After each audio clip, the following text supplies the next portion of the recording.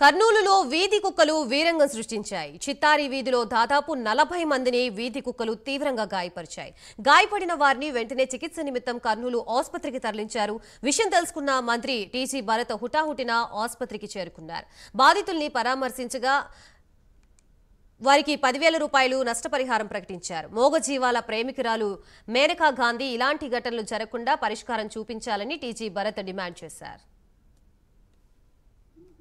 1 hour back నాకు information వచ్చింది. మన ఓల్డ్ టౌన్ లో ఒక 3 వార్డ్స్ లో పిచ్చి కుక్క దాదాపు ఒక 35-40 పీపుల్ కి కర్చడం జరిగిందని ఇన్ఫర్మేషన్ వచ్చింది. ఇమీడియట్ గా కమిషనర్ గారు కలెక్ట్ చేసిన, కలెక్టర్ గారికి అలర్ట్ చేసిన, ఇమీడియట్లీ యాక్షన్ లో ఉన్నాము. We came to hospital. వాళ్ళకి ఎట్లా అంటే ఇంజెక్షన్ కానీ, ఎందుకంటే ఫస్ట్ డే వేసుకోవడం, థర్డ్ డే వేసుకోవడం, వాళ్ళకి గైడెన్స్ ఇవ్వడము ఇక్కడ ఉండే వాళ్ళకి చెప్పడం జరిగింది.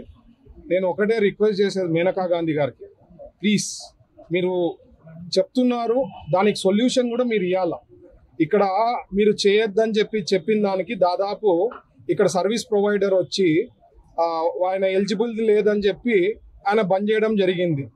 తర్వాత పోనీ ఎలిజిబుల్ ఉన్న ఈ కుక్కల్ న్యూసెన్స్ది ఏదో ఒక సొల్యూషన్ మీరు తీసుకురావాలి. మీరైతే చేయడం మంచిదే, యానిమల్ ప్రొటెక్షన్ ఇవన్నీ చేయడం కూడా మంచిదే. బట్